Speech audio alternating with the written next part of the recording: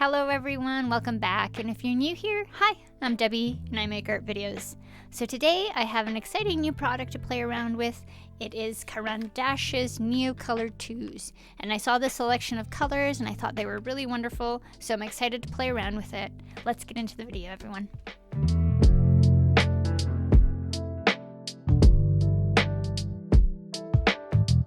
So this is the little set that I purchased in Berlin, and mostly I got it because I wanted the tin, but I really also wanted to play around with these pastels because I think they're a really interesting product. I do own a few colors, but I bought some really kind of bright colors and they didn't inspire me as much.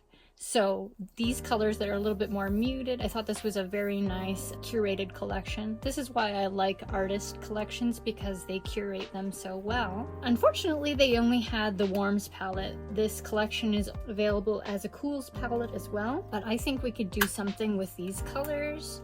So here's the little tin, and I do think that keeping these in the little tin is probably recommended, because they kind of can get banged into each other and get dirty. I think that this is probably the best way to store them.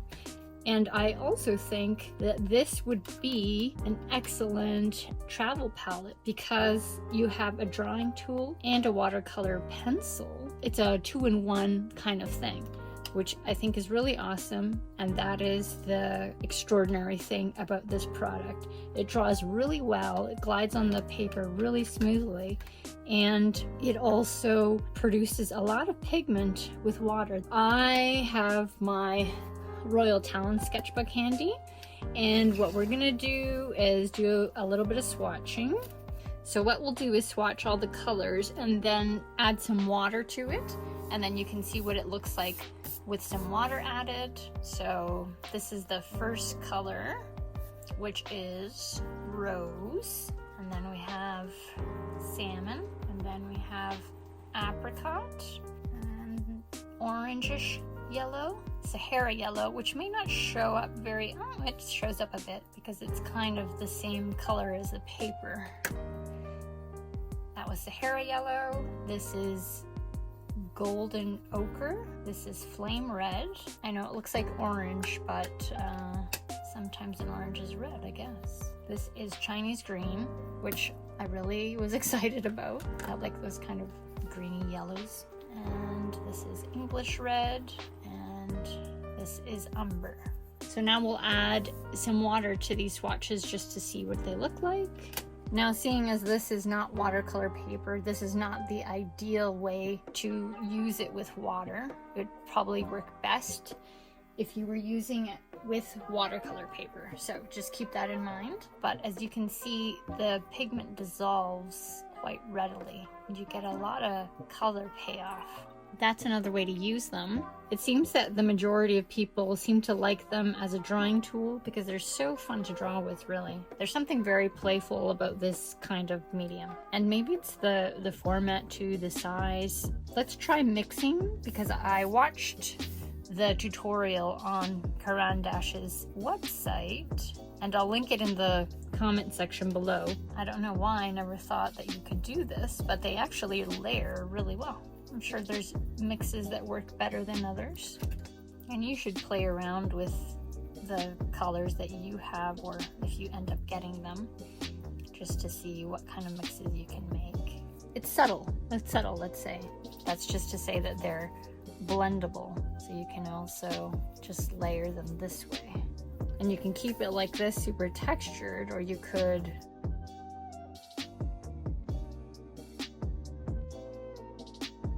so if you like the more defined edges, maybe you want to do it just as a drawing tool.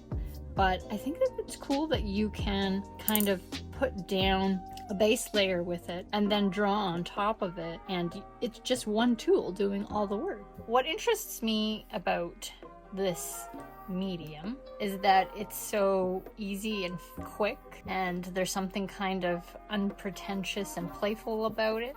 What I want to use it as is like a quick sketching tool, like a way to loosen up and also a way to just like not be precious about things. So what I'm doing here is I'm just gonna put down like kind of a base wash, and then we're gonna try some little thing on top of this. I'm gonna leave that to dry, and then we're gonna try a little something over here. The Beya Rabai recommended is that you, when you're making your frame, to just freehand it because it'll keep you looser. And I thought that was a good advice. If you're someone like me who's like trying to learn to kind of be more playful and looser, we're gonna try to do something sort of like that. I'm not sure what, but I want to like try out some of the things that she did. Oh, she did recommend to put in your lines with a lighter tool. That way they might fade in the background as you're building your color.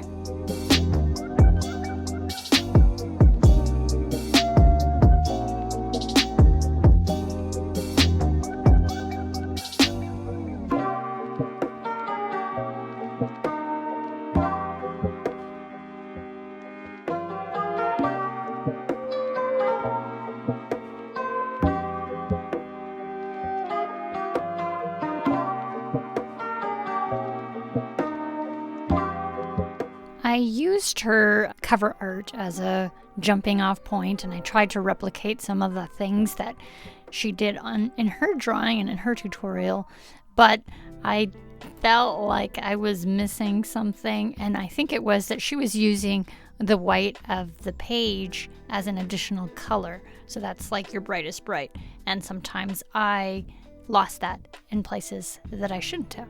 So then I went to her Instagram account for some inspiration and some more instruction, and I saw that she had this one post using 3 or 4 different colors, doing a similar kind of like little vase exercise in order to see different color relationships within a very small limited palette.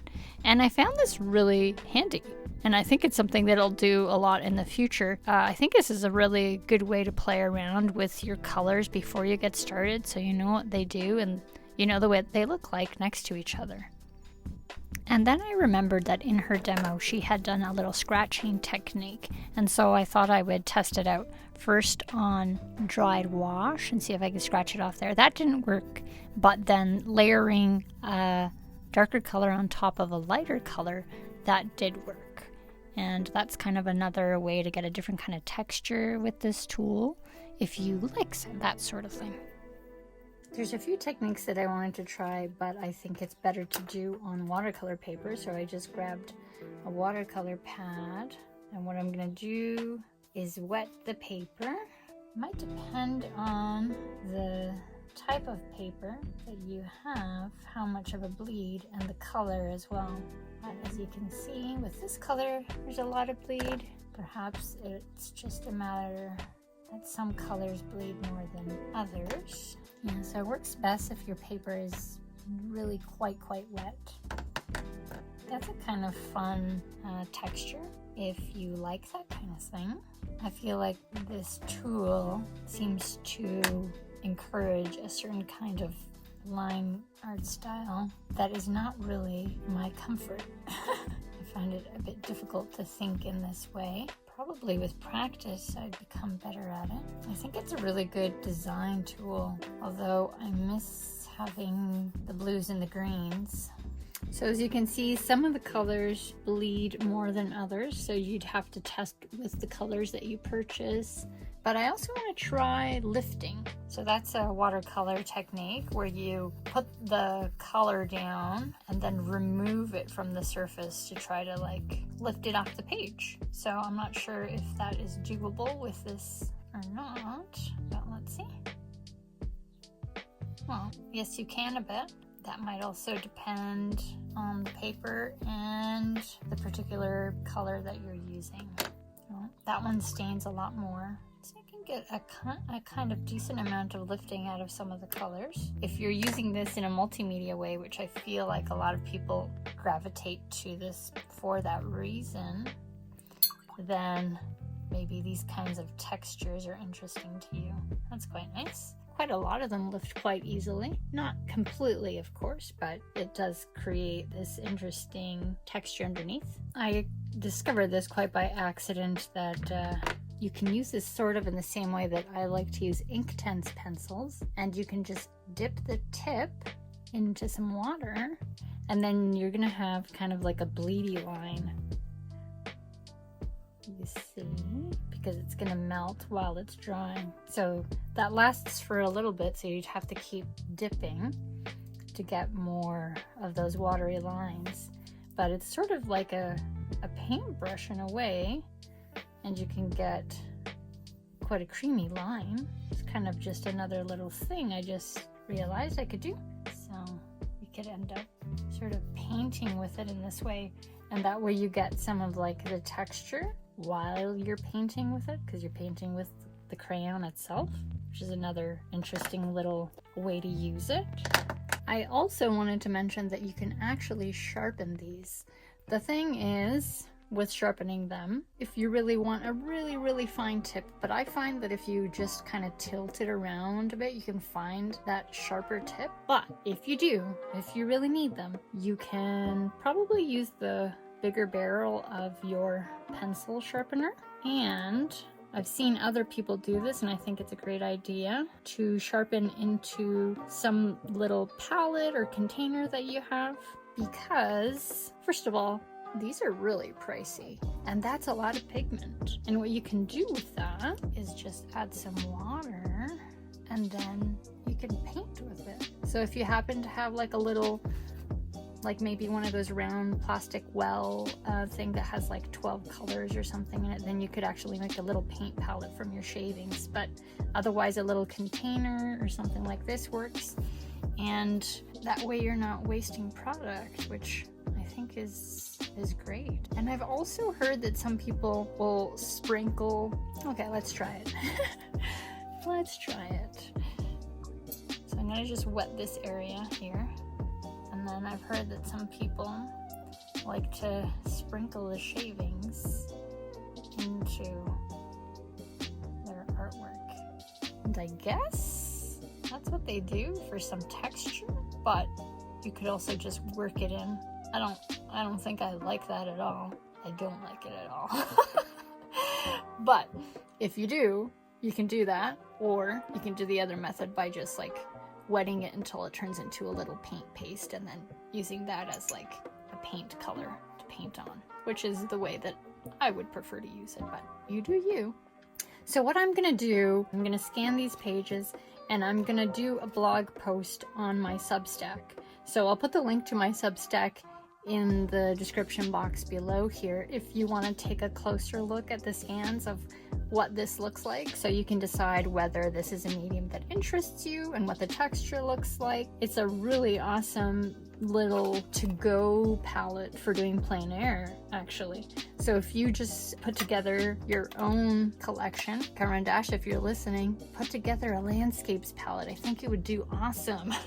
So if you could put a few like earth tones and then a few blues in there, I think that that's a really fun way to do plein air. It's such a playful medium that it encourages you to play around. I do actually own other colors. I think I might put some of these greens in there and take them outside and do a little maybe plein air day. See if I'll film that if you're interested. This is not my comfort zone, but it was good to kind of get out of my comfort zone.